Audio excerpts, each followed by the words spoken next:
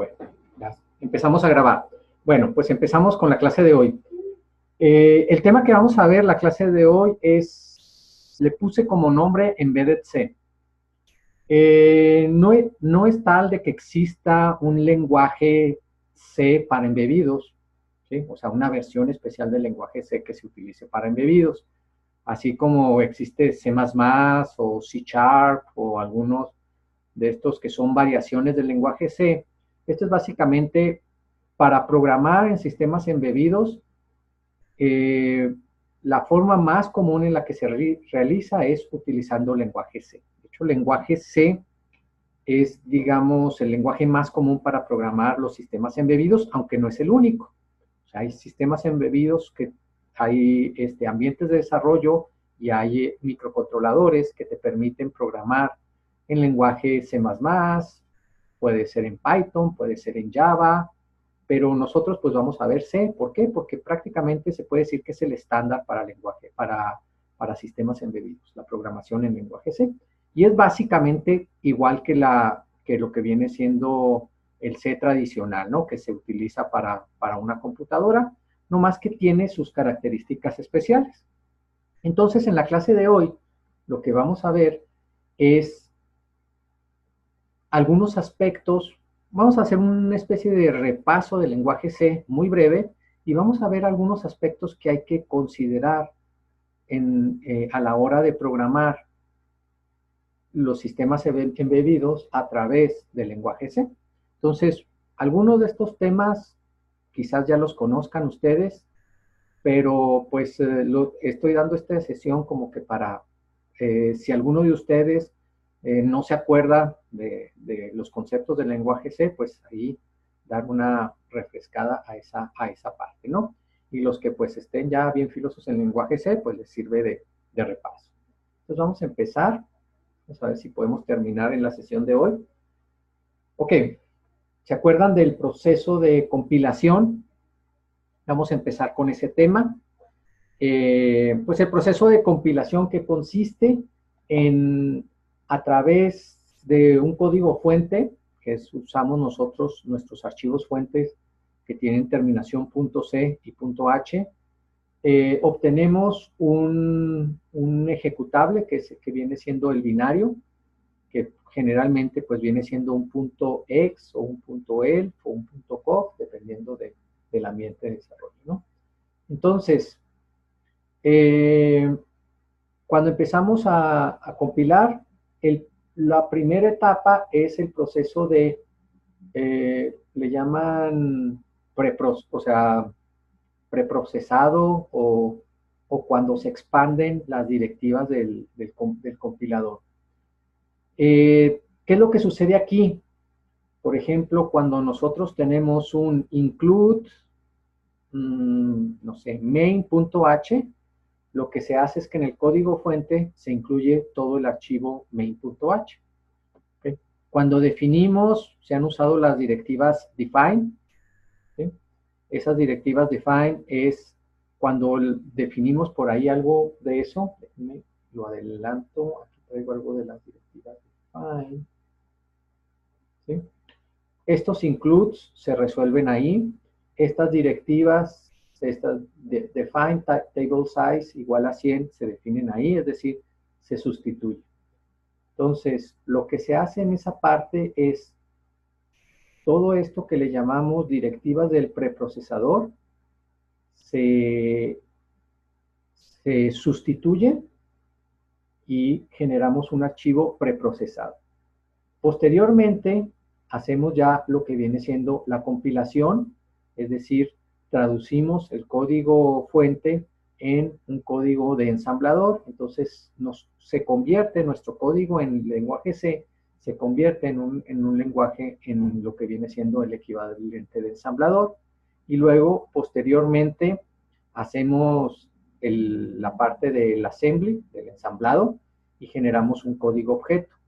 Y el código objeto después lo encadenamos con otras librerías y generamos finalmente el código binario o el código ejecutable, o finalmente pues es el código que se manda a cargar al microcontrolador.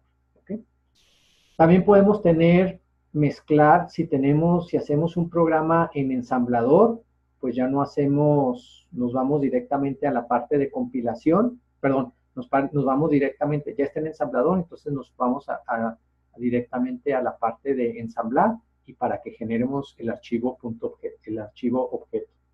Y aquí dentro del objeto, pues podemos nosotros trabajar con librerías, con otro tipo de librerías, ¿sí? Tanto de librerías que ya trae el ambiente de desarrollo o el compilador, pero también librerías que podemos nosotros bajar de algún otro lado, ¿sí? A veces, no sé, Microchip tiene algunas librerías para usar ciertos dispositivos de entrada y salida. Si los vamos a usar, pues bajamos las librerías y en este momento, en el momento de encadenamiento, se van a juntar con nuestro código para dar como resultado el ejecutable.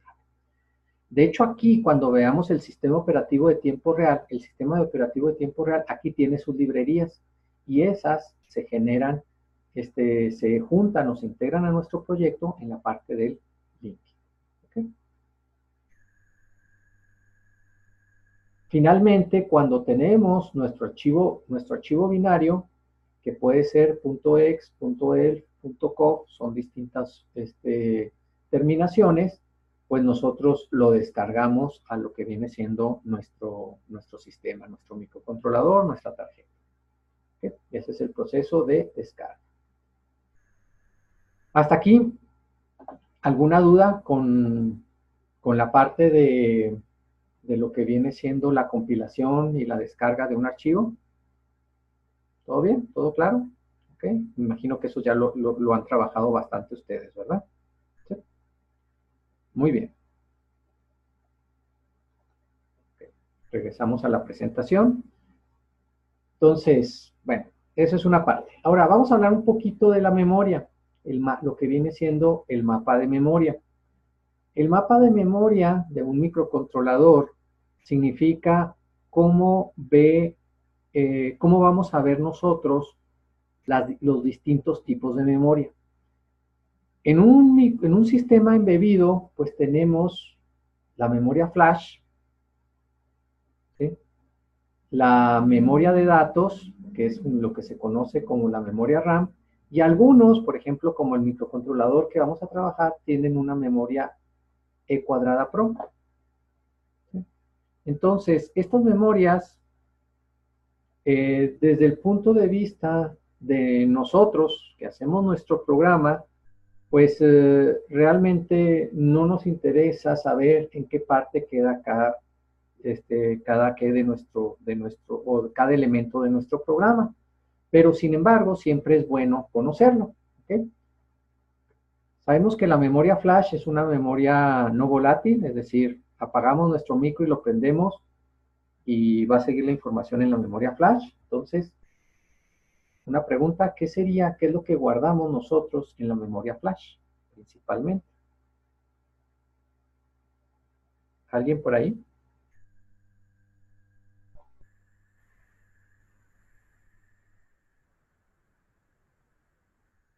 ¿Alguna palabra?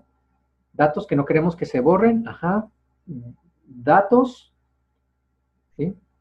Datos que no queremos que se borren, ajá, al reiniciar, ¿sí? Por ejemplo, constantes, por ejemplo, variables que inicializamos con un cierto número, pero sobre todo, pues lo que se guarda en nuestra memoria flash es el programa, el código, ¿sí? Las instrucciones.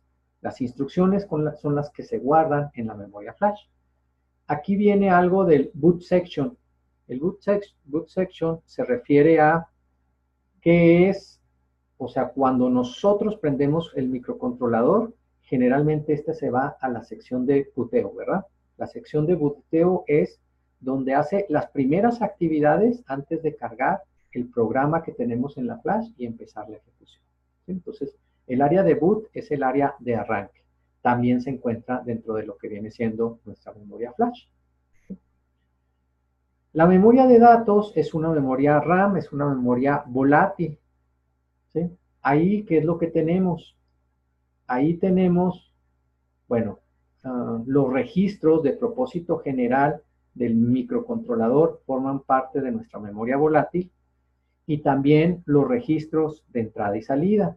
¿Cuáles son los registros de propósito general de nuestro microcontrolador, pues los registros, el acumulador, el registro que R0, R1, R2, o sea, los registros donde están en contacto directo con el CPU para hacer las operaciones matemáticas. Los registros de entrada y salida, ¿cuáles vienen siendo? Pues los registros de entrada y salida vienen siendo los registros que se utilizan para los puertos de entrada, el convertidor análogo digital, el puerto serie, tanto para configurar el puerto serie como para recibir datos, transmitir datos. Todos esos son registros que forman parte de nuestro sistema de entradas y salidas. ¿Okay? Y tenemos lo que viene siendo la RAM interna. Todo esto es memoria de datos o memoria volátil. RAM interna, ¿a qué se refiere? Pues es la RAM que forma parte del microcontrolador. Todo lo que viene siendo dentro del microcontrolador, pues viene siendo los registros de propósito general, los registros de entrada y salida, registros adicionales que puede haber y la RAM interna. Todo esto está dentro del microcontrolador. ¿Ok? A veces la tarjeta trae RAM externa. Se dice que RAM es RAM externa porque es externa al microprocesador, al microcontrolador, pero forma parte generalmente de nuestra tarjeta de desarrollo. Y a veces también dentro del microcontrolador traen una E cuadrada PROM. La E cuadrada PROM se utiliza para guardar datos. ¿Sí? ¿Cuáles datos son los que se guardan? Vamos a suponer que nosotros tenemos un microcontrolador, un sistema embebido que lo que hace es capturar cada minuto la temperatura que hay en una zona determinada. Bueno, entonces, y queremos posteriormente leer esa información. Entonces, desarrollamos nuestro programa y nosotros, donde queremos que se guarde es en la E cuadrada PROM. ¿Por qué no en la Flash? Porque en la Flash, pues es donde está nuestro código. Pero en la E cuadrada PROM son las lecturas que vamos obteniendo en forma dinámica y las vamos guardando aquí. Posteriormente, pues podemos ir por nuestro microcontrolador y rescatar esa información que leímos, ¿no? Entonces, E cuadrada PROM son datos que vamos adquiriendo durante el proceso, durante la vida de nuestro sistema embebido y lo queremos guardar. Entonces, todo esto en términos generales se encuentra dentro del microcontrolador a excepción de la RAM externa. Y probablemente todo esto forme parte de nuestra tarjeta. ¿Ok? Yéndonos ya un poquito más específico en la parte RAM y en la parte de la memoria flash. En la memoria flash, pues vamos a tener nuestro punto text, ¿sí? Que es nuestro programa, es nuestro código. Ahí está las funciones, nuestro programa, nuestro código de main, etcétera. O sea, todo lo que está en lenguaje ensamblador aquí en la memoria flash. En el área que se conoce punto data es los datos inicializados. Por ejemplo, si definimos una variable y decimos, no sé, tengo una variable que se llama pi y es igual a 3.1416. Esa variable, pues, está inicializada con un valor y por lo tanto cuando reiniciamos nuestra microcontrolador queremos que tenga ese valor de 3.1416. Entonces esa variable inicializada se encuentra en lo que viene siendo el área de punto data, ¿sí? Y que viene estando dentro de la memoria flash, ¿sí? Cuando nosotros descargamos nuestro programa, nuestro código de la computadora al microcontrolador, lo que estamos cargando es en la memoria flash. ¿Sí? Todo esto se guarda en la memoria flash. Cuando lo mandamos a ejecutar nuestro programa, ya es cuando se crean estas áreas, lo que viene siendo los datos no inicializados, lo que viene siendo el heap y el stack. ¿Okay? En punto BSS se refiere a variables no inicializadas, es decir, tenemos una variable que no le damos un valor de inicio, pero que es una variable pues que va a estar ahí presente en nuestro programa. El heap también se utiliza para variables globales. Que el user stack o el stack se utiliza la pila, ahí se guardan variables locales y también direcciones de regreso. Cuando nosotros mandamos llamar a a una función y le pasamos algún parámetro o nos regresa algún valor, todos estos datos se guardan en lo que viene siendo el stack. ¿Sí? Entonces, de entrada, pues hay que, bueno, que en términos generales tenemos el programa, datos inicializados, datos no inicializados, lo que viene siendo el heap, la cabecera, variables globales, y el user stack, que son variables locales y parámetros que se utilizan para llamar a una función. ¿Okay? Muy bien. ¿Hasta aquí alguna pregunta? ¿Sí?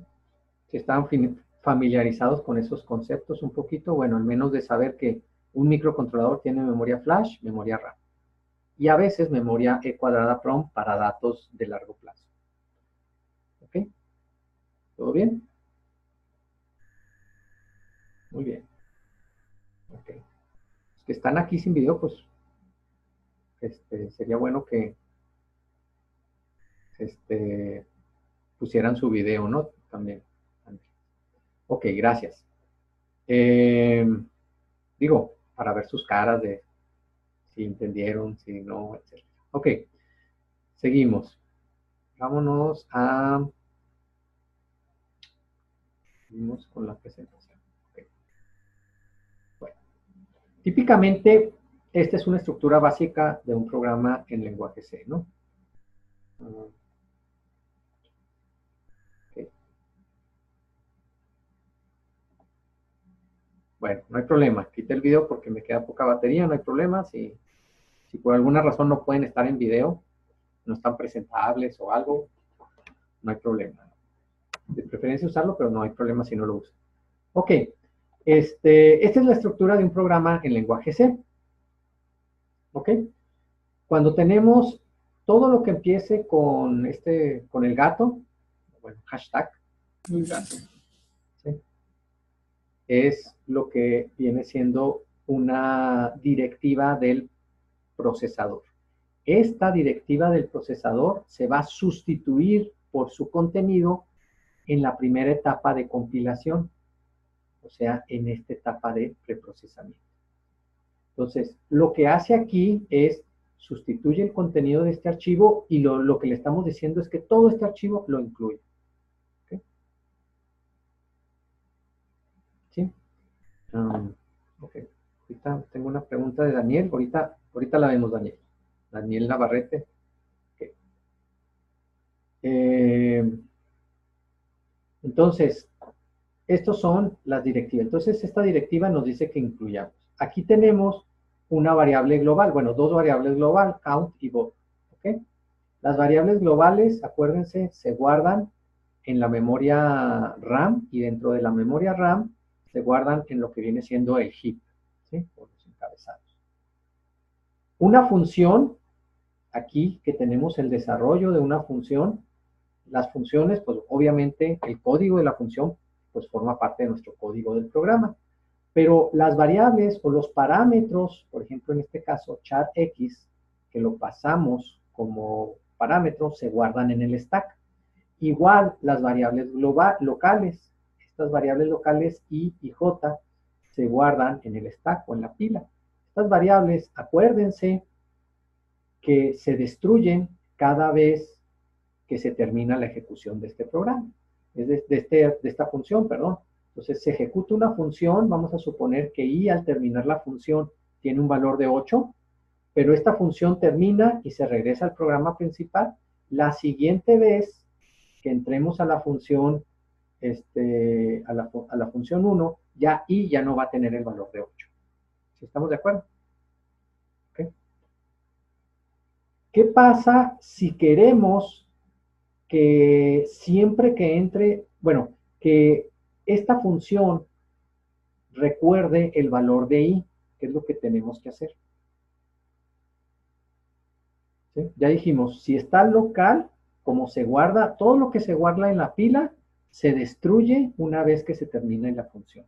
Pero vamos a suponer que yo tengo esta variable i y por alguna razón yo quiero que el valor que tenga una vez finalizada la función, la siguiente vez que la vuelva a llamar, conserve ese valor. ¿Qué es lo que tengo que hacer? ¿Se acuerdan? Global. Bueno, una opción es hacerlo global, pero vamos a suponer, si la hago global, siempre voy a tener el valor. Pero vamos a suponer, no, yo quiero que sea local, pero que mantenga este valor. Pointers. Pointers. Puede ser con apuntadores. Sí, puedo usar apuntadores, pero significaría que la variable la tengo en otro lado. Vamos a suponer que no, yo la quiero nomás que esté aquí. ¿Okay? Se puede definir de esta manera. Const.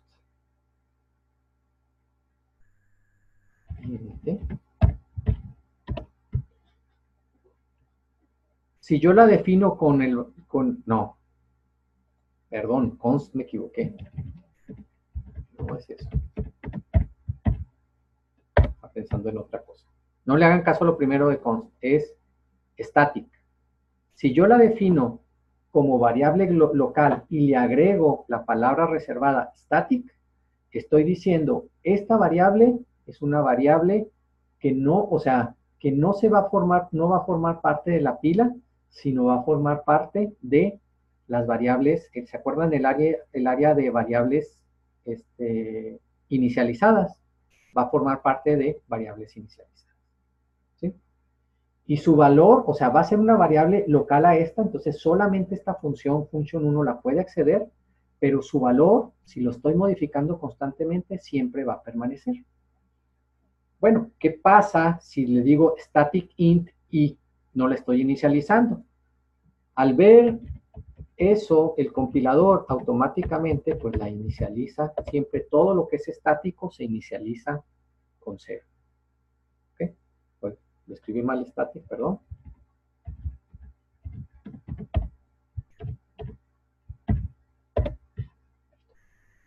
¿Ok? Entonces, puedo tener variables locales que preserven su valor. Si no le digo static, yo le estoy diciendo que esta variable es una variable local y se va a perder su valor cada vez que termine la ejecución de esa función. ¿Ok? Lo mismo main, o sea, main no es más que una función más del lenguaje C.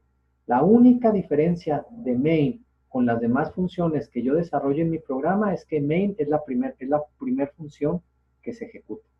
Pero de allí en fuera se comporta como una función más. Significa que yo en este caso, esta variable k es una variable local a mi función main. Entonces, si yo tengo otra variable k en otro lado, son completamente distintas. ¿Ok? Y estas variables, como se ve, se definen en la pila o forman parte de los registros. ¿Ok? Las variables pueden tener algunas palabras reservadas que se usan, ¿no? Una de ellas es la que les acabo de mencionar, static. ¿Sí? Hay otras que era const y hay otras que es external. ¿Ok? Y hay otra que es volátil.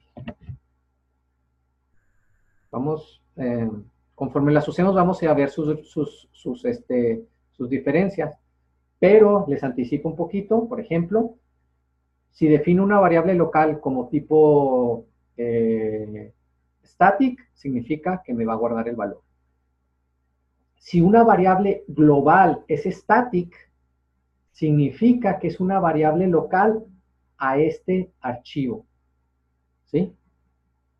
Es decir, yo puedo tener un programa en lenguaje C o un proyecto en lenguaje C con varios archivos. A lo mejor el primero le llamo main.c, pero tengo otro archivo que se llame, no sé, interfaces.c, otro que le llamo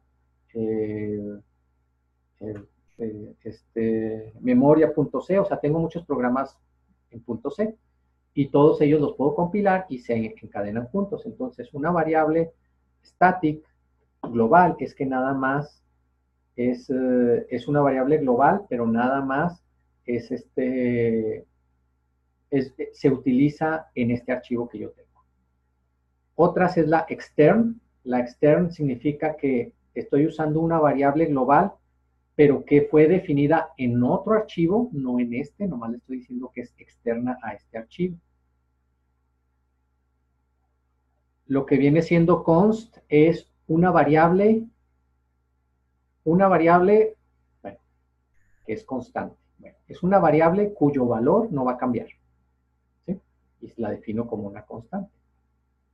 Y la parte de volátil, esa después la vemos en un ejemplo, es una variable que quiero que se maneje siempre como variable y no quiero que el compilador la maneje o la optimice mediante el manejo de registros.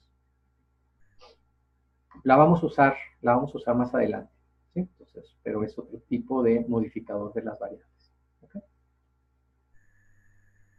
Muy bien. ¿Alguna pregunta hasta aquí?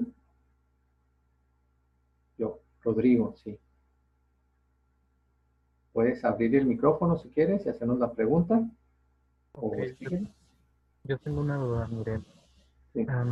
Cuando nosotros usamos un define, podemos usar define, variable x es igual a 100. ¿Qué diferencia hay de usar un define a usar una preposición const de una variable? Ah, muy buena pregunta. Muy buena pregunta. Ok. Es diferente y puede ser importante. Ok. Bueno, nosotros, aquí está, y era el siguiente tema que vamos a ver.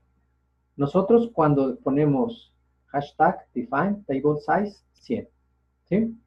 Y luego definimos una variable int var table size, ¿sí? Puede ser, ¿no?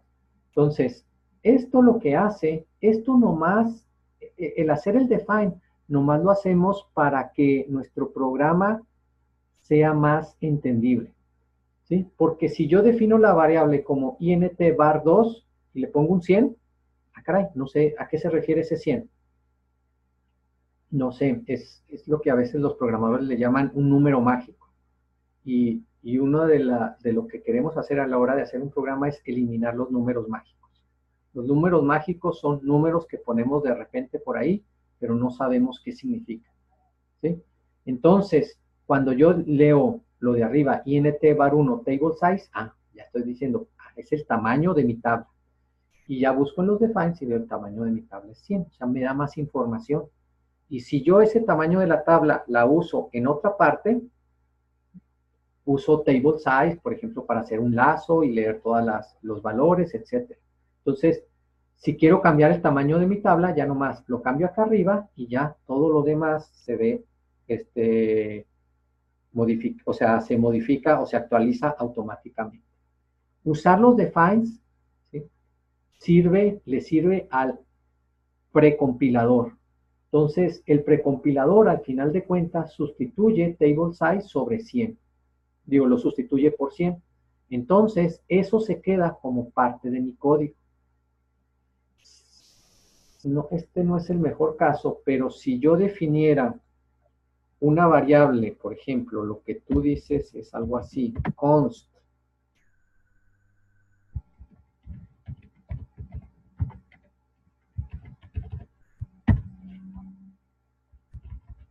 Estoy escribiendo en el chat. Si yo defino una variable const int table size 100 y yo hago esto,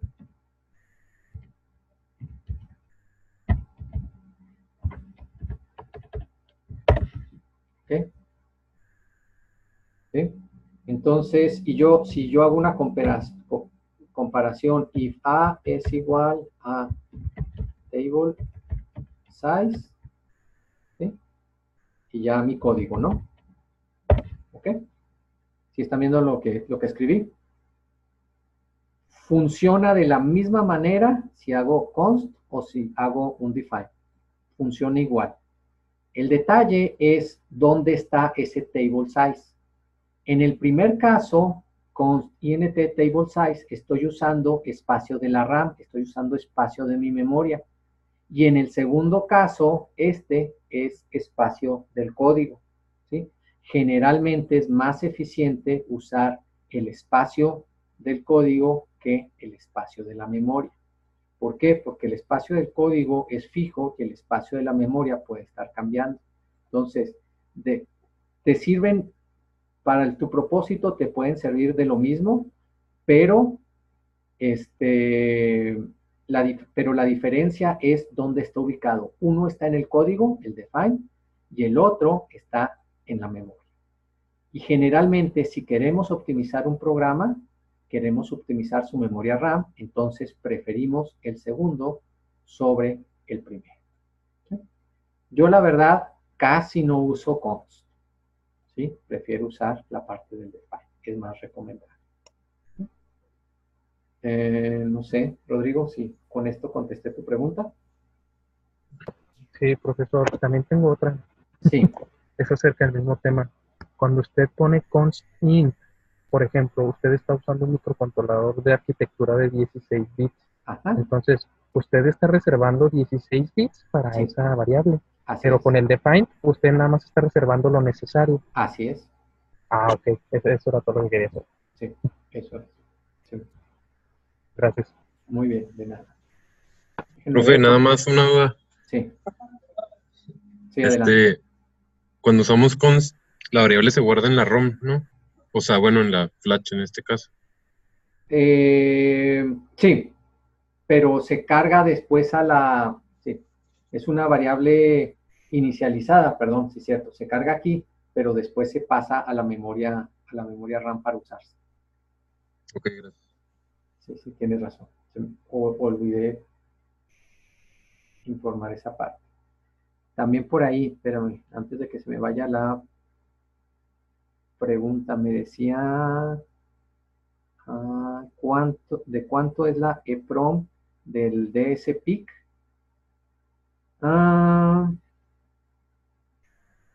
Me había preguntado Daniel, espérame, entonces, si no, se me olvida contestarte esa pregunta. El DSPIC tiene una ROM de, creo que es de 256 kilobytes. Sí, es una memoria bastante grande. El que vamos a utilizar, que es el DSPIC 33FJ 256, ese 256 significa el tamaño, 256 kilobytes de memoria. ¿Sí? Entonces esa es una pregunta que traía ahí atrasada. Ok. Bueno. Ok, vamos a ver. Entonces, una regla, ¿no? Bueno, no una regla, una recomendación. Cuando definamos algún número, no pongamos el número directamente, o sea, el valor de 100, el valor de 200, sino hagámoslo a través de un define. ¿Sí? Es una práctica muy sana. Cuando lo hacemos directamente, así como en este caso, en este ejemplo, int var 2, 100, pues es lo que le llaman números mágicos y generalmente pues tratamos de no poner números mágicos en nuestro programa, sino algo que nos describa qué significa ese valor. Final de cuentas, pues ese valor nomás lo cambiamos en el define y si hacemos bien nuestro código, pues todo lo demás se actualiza automáticamente. Acuérdense, esto se está actualizando durante la compilación. Otra manera de, algo que le llaman compilación condicional, es lo que tenemos aquí abajo donde dice define MIPS 40. Y luego aquí dice ifdef MIPS 40, ejecuta esto, bueno, compila esto, en div, ifdef MIPS 4, compila esto otro, ¿sí? Esto se hace también en tiempo de compilación. Si nosotros definimos la etiqueta MIPS 40, significa que le estamos diciendo al compilador que cuando hay una condición y ésta se cumple, que compile esa parte. Es decir, vamos a compilar esto que dice --hostcl fnos pripll. Esto es lo que compila y no va a compilar esto porque no está definido MIPS 4. Si yo cambio y defino MIPS 4, no va a compilar lo de arriba y sí compila lo de abajo. Entonces, en nuestro programa, a veces nosotros queremos, vamos a suponer que, no sé, queremos Este es para configurar la velocidad del reloj del microcontrolador. Si queremos configurarla para que opere a 40 MHz o a 4 MHz. Entonces, esto se hace en la compilación y luego ya se descarga en el programa. Entonces, queremos hacer unas pruebas compilando a 40 MHz y no nos funciona tan bien. Entonces, cambiamos esto por MIPS 4, volvemos a compilar, descargamos el programa y luego ya nuestro sistema opera a 4 MHz. ¿Sí? Entonces, esto es lo que se llama compilación condicionada, ¿no? O sea, se compila en un sentido o en el otro, dependiendo de qué tengamos de definición. No sé si queda claro esa parte. Ok. Ahorita me preguntaban sobre el tamaño. Aquí el tamaño de las variables es muy importante. Muy, muy importante. ¿Por qué? Porque nosotros con eso nos damos cuenta qué tanto espacio está ocupando en la memoria y también, pues, el dato que estamos manejando nosotros, cómo se va a estar manipulando y cómo vamos a estar pasando ese dato. ¿Sí? Por ejemplo, nosotros cuando definimos un carácter, un char, usualmente le ponemos nosotros nada más char. Generalmente, si nomás le ponemos char, creo que lo maneja como en un carácter con signo. Sí, y es de 8 bits. Acá abajo, cuando es con signo, significa que el dato va a ir de menos 128 a más 127. En cambio, si lo definimos como un sign chart, también sigue siendo de 8 bits, pero el dato va de 0 a 255. Entonces, nosotros a la hora de definir una variable, queremos saber para qué se usa. ¿Sí? Y definimos si vamos a manejar signo o no vamos a manejar signo.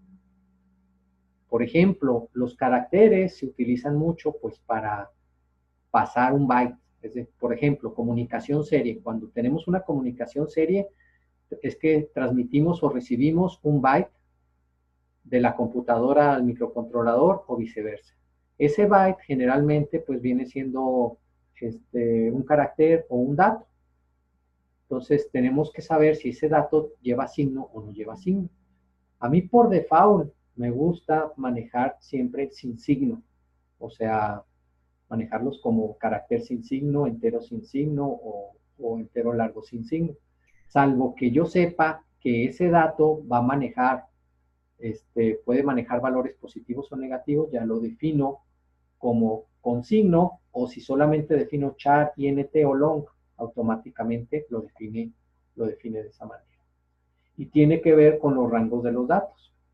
Entonces, así un carácter, si queremos manejar una variable de 8 bits, y esa variable la usamos porque tenemos un puerto de entrada y salida que queremos de que es de 8 bits, pues hay que definir la variable como carácter, aunque lo manejemos con un valor numérico. En un procesador de 16 bits, una variable entera es una variable de 16 bits. ¿Sí?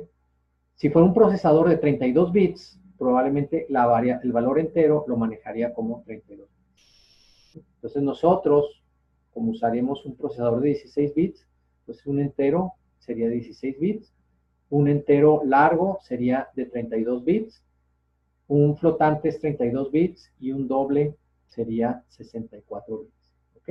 Y acá abajo tenemos lo que viene siendo sus rangos de valores.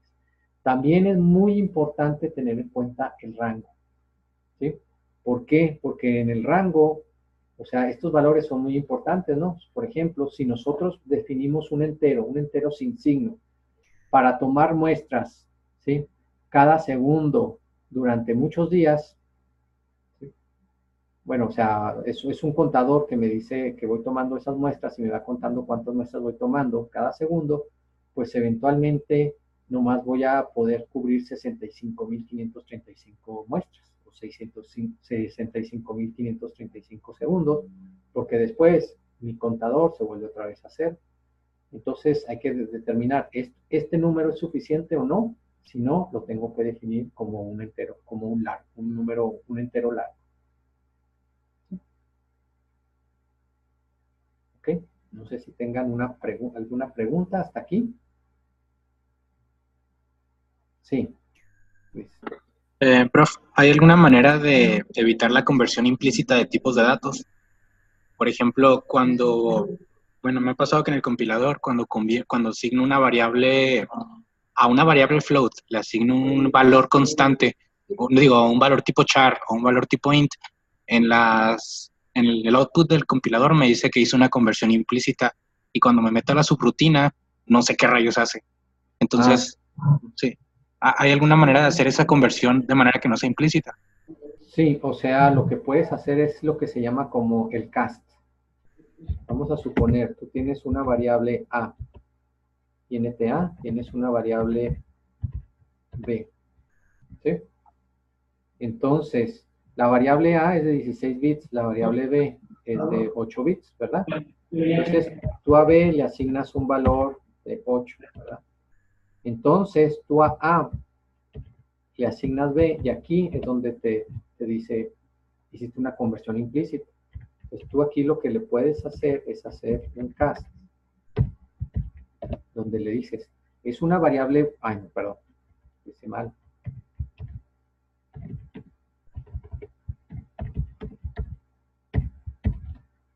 La segunda, perdón, la primera no es.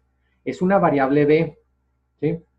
Y la voy a asignar a una variable A, pero la variable A es entera. Entonces, antes de hacer la conversión, o sea, B, conviértela, que es una variable de un byte, conviértela en una variable de 2 bytes, donde generalmente lo que se hace es que el byte más significativo se hace 0, y luego ya esos 2 bytes se los asignas a A.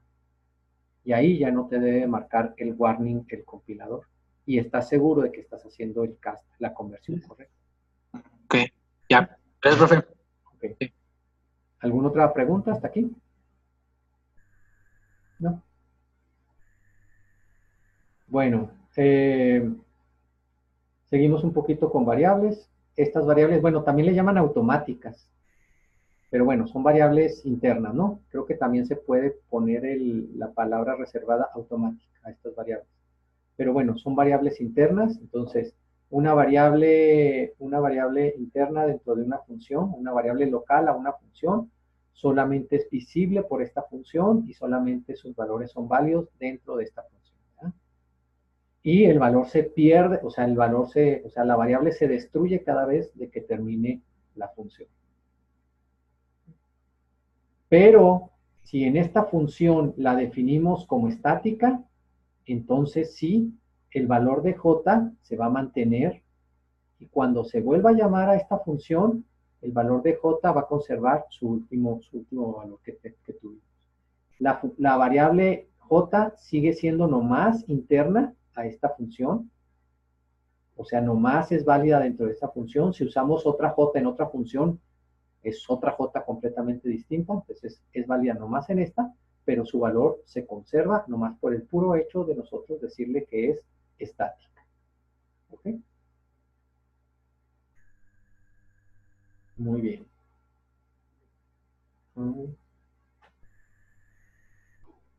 Siguiente. Bueno, quizás esto ya lo hayan manejado, pero en los sistemas embebidos es muy común que hagamos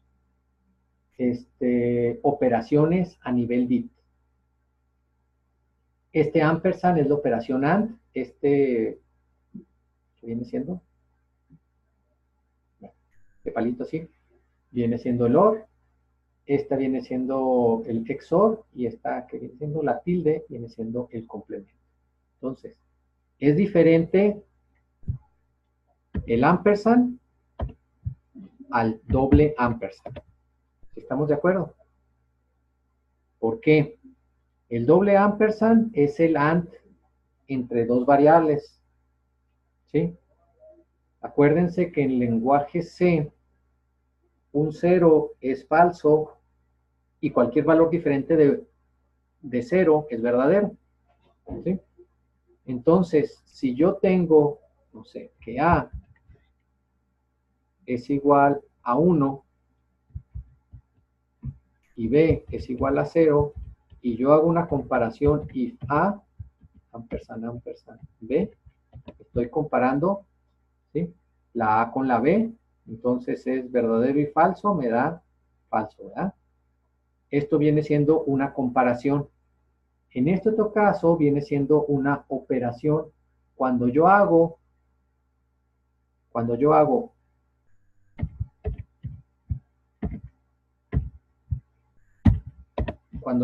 C es igual a A ampersand B, lo que se hace es bit por bit hace la comparación de la variable A con la variable B, bit por bit, y el resultado me lo guarda en C. ¿Okay? De hecho, si yo pongo if A ampersand B, también me lo acepta el lenguaje C, nomás que la diferencia entre este último, donde es un ampersand sencillo, es que lo hace bit por bit, y el doble ampersand nomás compara el valor lógico de las dos variables. No sé si me expliqué. ¿Sí queda claro?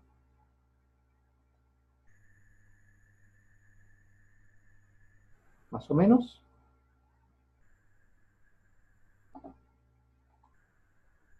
¿No hay duda en esto? Bueno. Entonces, estas son operaciones lógicas. ¿Por qué se usa? Otra operación lógica que también puede ser muy utilizada en sistemas embebidos son los corrimientos, ¿no? Entonces, cuando tenemos una variable y hacemos un corrimiento hacia la izquierda con menor menor o un corrimiento hacia la derecha con mayor mayor. Estamos diciendo la variable A hace un corrimiento a la izquierda 3 veces. Entonces la variable A se recorre 3 veces y se llena de ceros de este lado. La variable B, pues en este caso es A mayor mayor que 2, entonces se hace un corrimiento hacia la derecha. ¿Ok? Entonces es muy común también hacer las operaciones, es un operador de corrimiento. ¿Ok? ¿Sí están familiarizados con eso más? Con los corrimientos. A veces es útil, ¿no? Estos corrimientos. Porque entre otras cosas, es una manera rápida de multiplicar o dividir entre 2.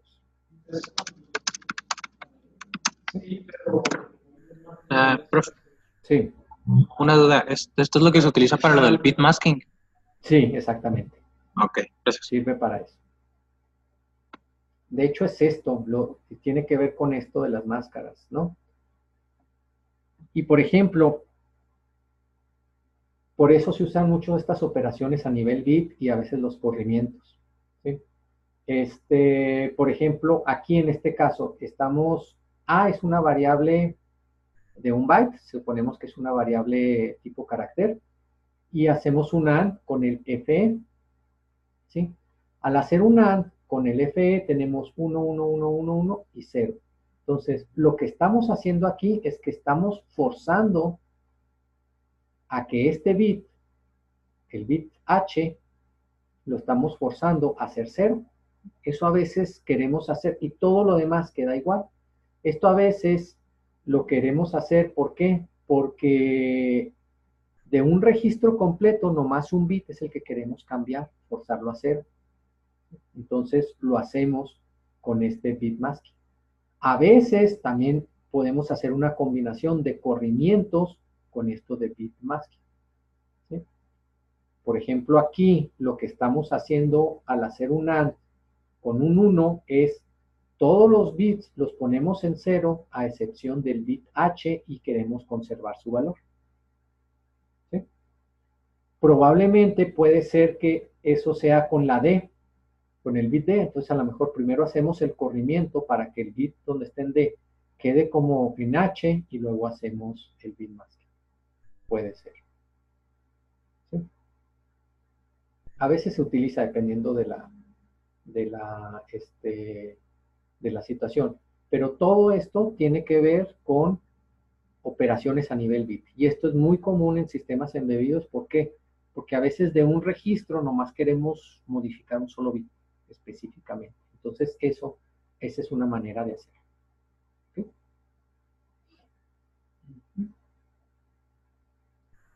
¿Okay? Bueno, no sé. ¿Alguna pregunta hasta aquí?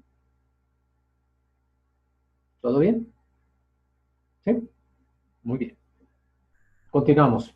Digo, yo sé que mucho de esto ustedes ya se lo saben a veces, pero bueno, a veces no está por demás recordarlo, ¿no? Porque son a veces, ¿cómo se llama? Ayuda mucho a- a repasar pues estos conceptos y pues que queden claros de una vez. ¿Quieren? Todavía vamos con él. Ok. Regresamos a la presentación. Bueno, esto yo creo nos vamos rápido. ¿Se acuerdan? Una estructura if-else, if-then-else, ¿sí? Si la condición A se cumple, ¿sí? Entonces ejecuta la S1 y S2. Si no se cumple, ejecuta S3 y S4. ¿Ok? Entonces, acuérdense nomás, en C, lenguaje C, de hecho se conoce como una estructura if then else, aunque aquí, después del if, no va el then. ¿Sí? Eso a veces, con ciertos lenguajes de programación se confunde, uno porque a veces iba el then en algunos otros lenguajes. En lenguaje C, no va.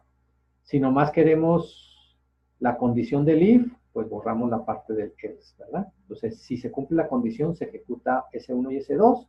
Si no, sigue el programa. ¿Ok? Entonces, las condiciones, igual, igual, diferente, menor, menor, igual, mayor, mayor, igual. Si nomás ponemos una variable, si esa variable tiene un valor de 0, es falso.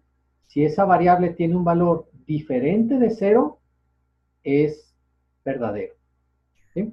Entonces, por ejemplo, si yo tengo una variable a es igual a 3, ¿sí? Si yo le digo if a, ¿sí? 1, hacer algo.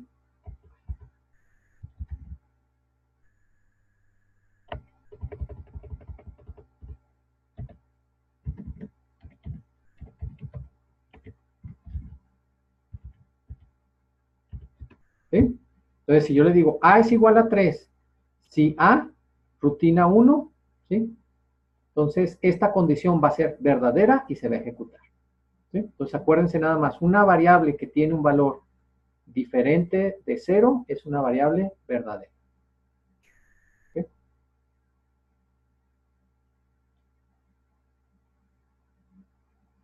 Algo importante, acuérdense, digo, y es un error que pasa muy comúnmente. Muchos lenguajes de programación usan el igual para hacer la comparación. En lenguaje C se usa el doble igual. El doble igual es para hacer, es un operador de relación, es para hacer la comparación, y el igual es un operador de asignación.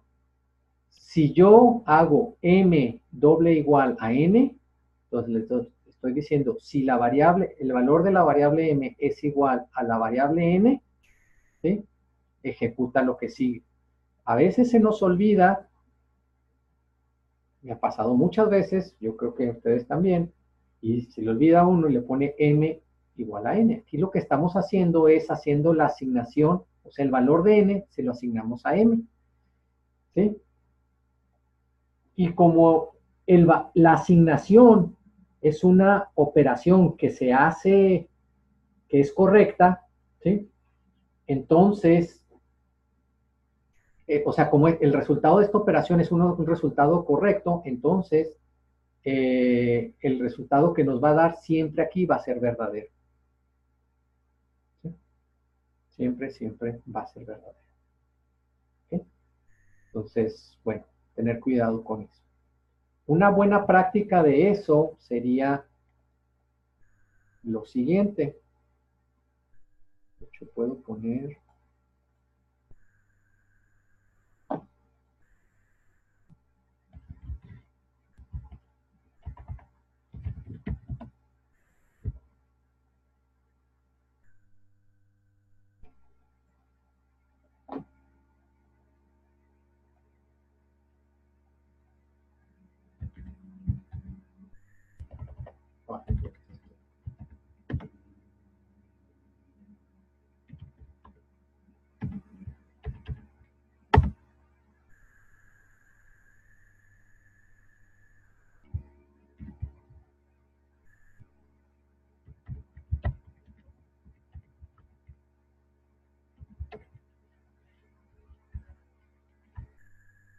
sí se ve, sí se está viendo, no, que no se ve grande, ¿verdad?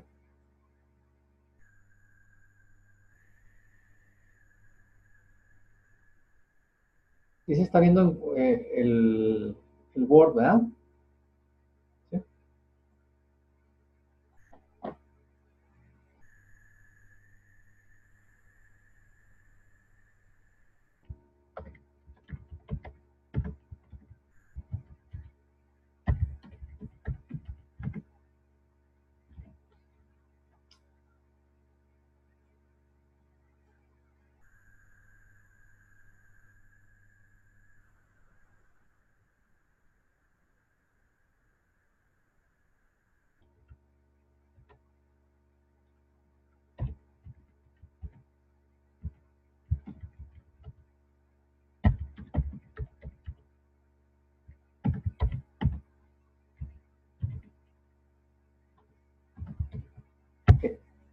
¿Qué es mejor usar esta comparación?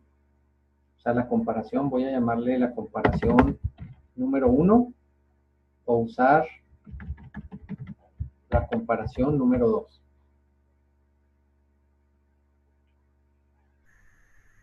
Es alguna de ellas, ay, perdón, esta tiene error, ¿verdad? ¿Cuál es mejor? Veo, las dos están correctas, pero ¿cuál creen ustedes que sea mejor? ¿La 1 o la 2 o es lo mismo?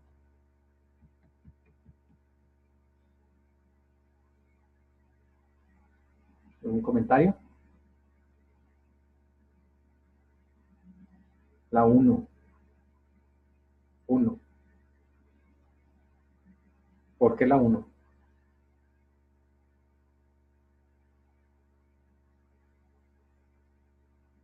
No.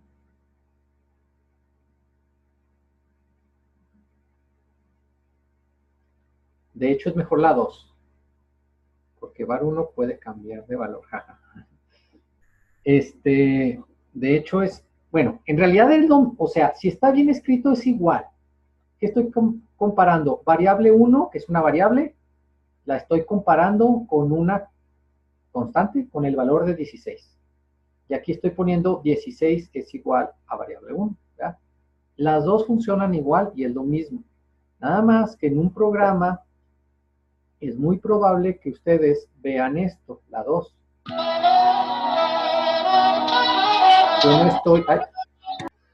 Yo no estoy tampoco tan acostumbrado a usar la 2, pero es mejor. ¿Por qué?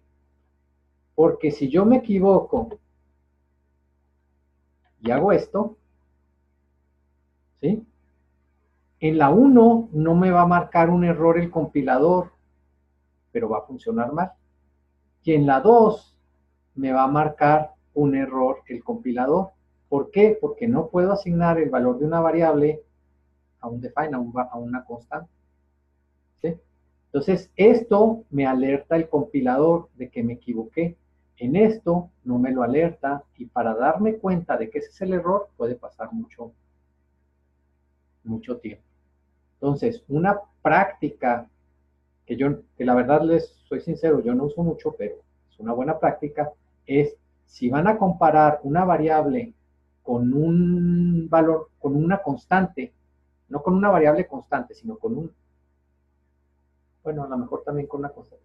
Una variable con una constante, pongan primero la constante y luego la comparación con la variable.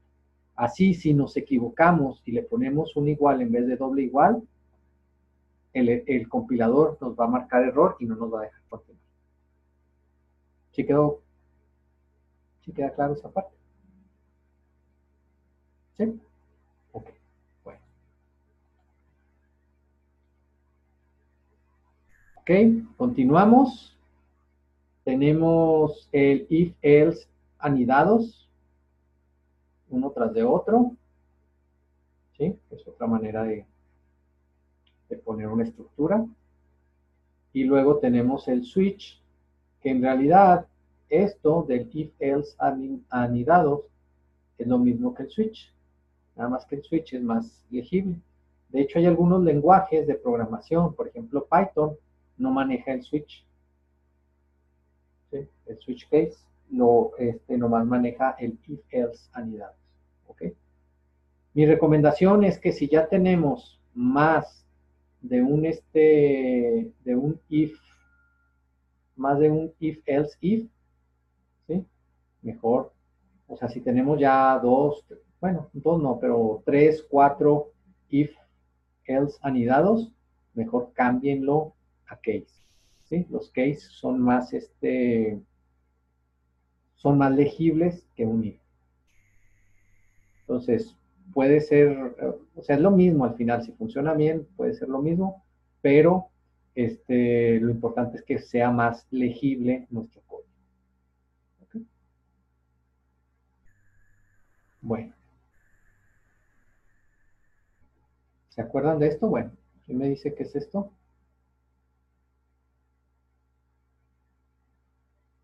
Que habíamos dicho que era, ¿no? ¿Ok?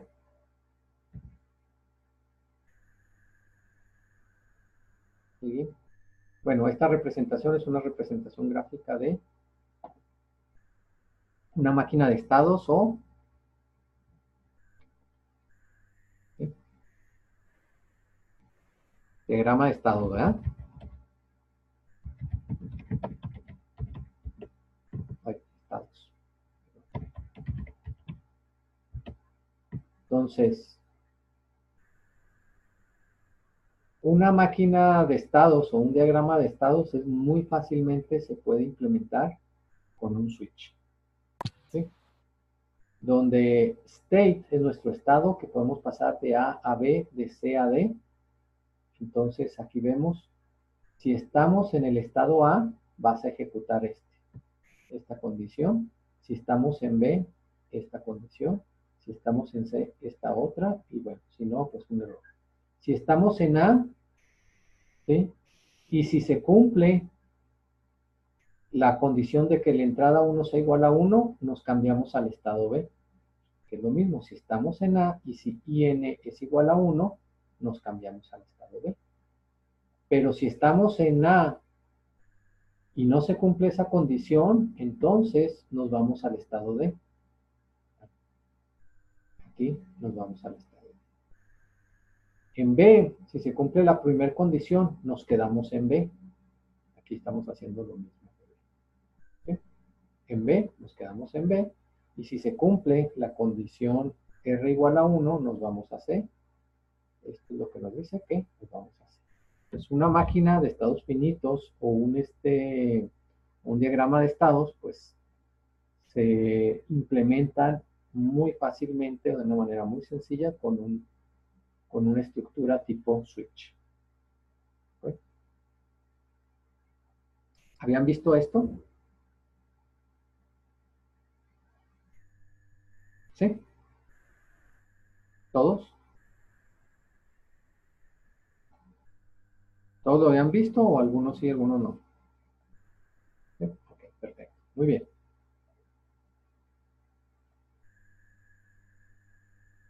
Bueno, aprovechando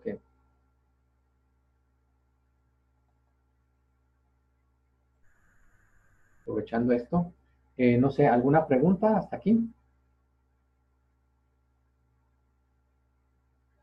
Ya mero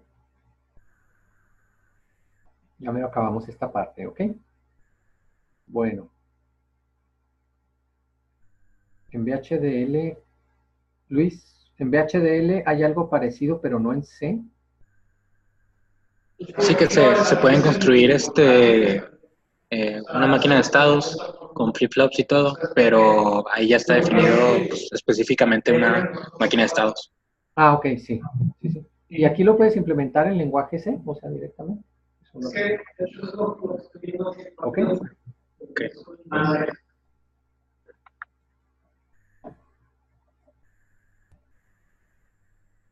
Muy bien, bueno, esta parte me voy rápido. El while, si se cumple, mientras se cumpla esta condición de A menor a B, se ejecuta lo que está dentro de estos corchetes, ¿verdad? Dentro de este bloque, pues. El do while es primero ejecuta y luego compares. Y el for se utiliza para que ejecutemos un ciclo, ¿sí? N número de veces. Generalmente estos son para ciclos, el for se utiliza para ciclos fijos, es decir, que su duración dure tantas veces, un número fijo, mientras que el while y el do while es hasta que se cumpla una condición, ¿no? ¿Sí? Muy bien. Funciones en C, pues sabemos que una función, que es conveniente un programa, manejarlo en tareas o funciones pequeñas. Esas funciones pueden ser reutilizadas, se pueden usar como librerías, etcétera. Entonces es más fácil hacer una función. ¿Ok? Nada más para el concepto, cuando declaro una función, nomás estoy diciendo que esa función existe, que recibe un parámetro que en este caso es un carácter sin signo y que regresa un parámetro, un valor que va a ser un valor entero. Entonces, la declaración se refiere a lo que viene siendo su definición. ¿Ok? Esta generalmente está al principio de nuestro archivo .c o muchas veces pues en los archivos .h. Entonces nomás le estamos diciendo al compilador que existe esta función. La declaramos. Cuando la definimos es cuando ya ponemos precisamente el código de la función. Y cuando la llamamos, pues es cuando la mandamos a ejecutar y le pasamos ya el parámetro específico. Entonces, hay que ver que la declaración es en los archivos .h, la definición es parte de nuestro código y existen otras funciones que van a hacer uso de esta función que nosotros acabamos de declarar y de definir. ¿Ok? Muy bien, tenemos apuntadores y estructuras.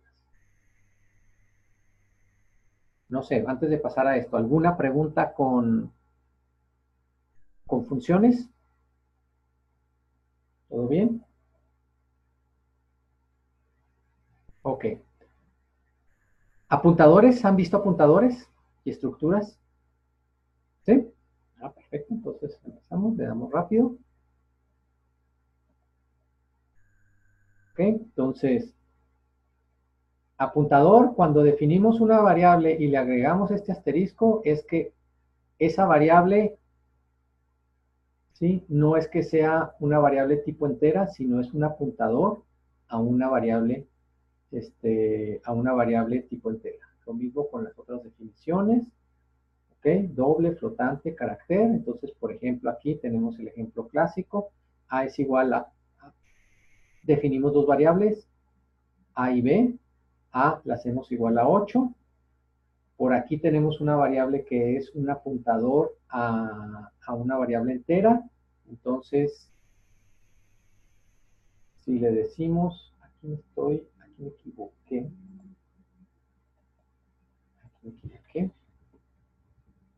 Perdón.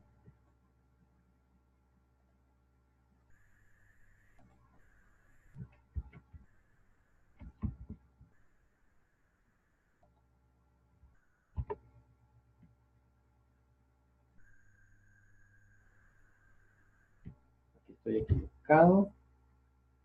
¿Sí? Entonces decimos IP apunta hacia la dirección de la variable A. Entonces B le puedo asignar IP, esto es incorrecto. ¿Sí? No le puedo, bueno, me falta el punto y coma también, no le puedo asignar a B el valor de una dirección. ¿Sí?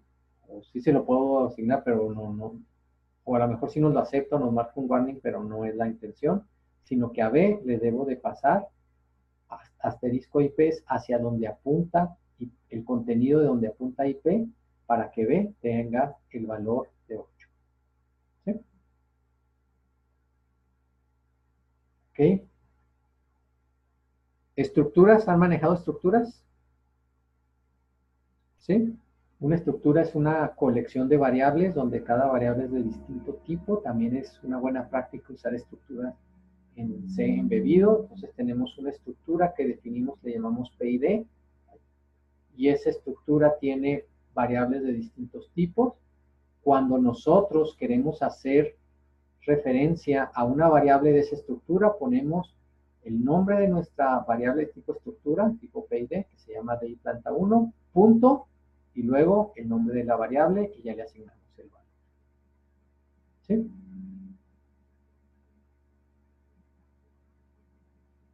¿Ok? ¿Qué es esto mismo? Pero también podemos combinar lo que son apuntadores y estructuras. En este caso, nosotros definimos una estructura que se llama PID, que tiene esta colección de variables. ¿Sí? Entonces, definimos una variable tipo PID. Pero aquí podemos tener una variable que sea tipo apuntador a una estructura. ¿Sí? Entonces, si nosotros queremos asignarle un valor a una variable específica, le tenemos que hacer a través de la flecha.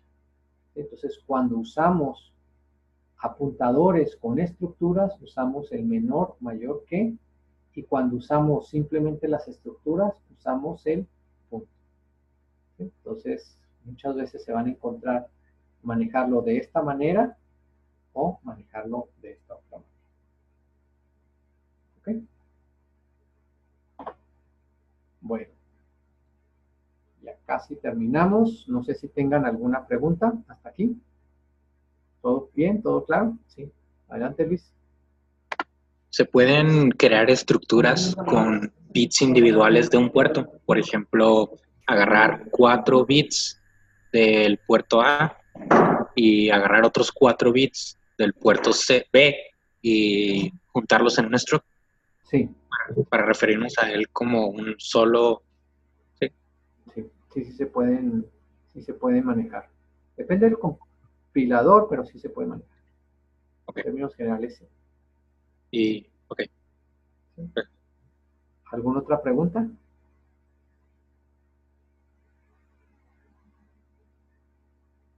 Bueno. Ya casi acabamos. Nomás esto último.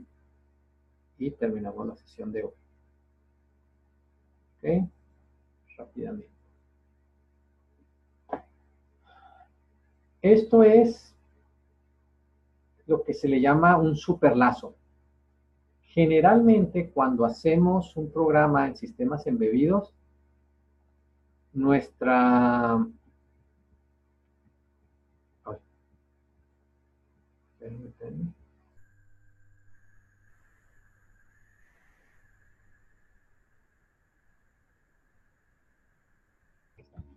Generalmente, nuestro programa tiene este formato.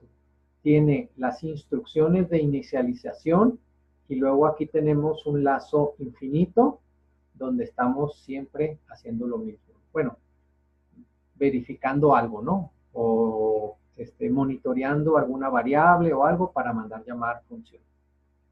¿Sí? ¿Le suena conocido esto? Parte de inicialización y un lazo infinito. ¿Sí? De hecho, tan usado es que, por ejemplo, Arduino tiene dos funciones, ¿no? ¿Cómo se llaman las funciones? Creo que se llama setup una.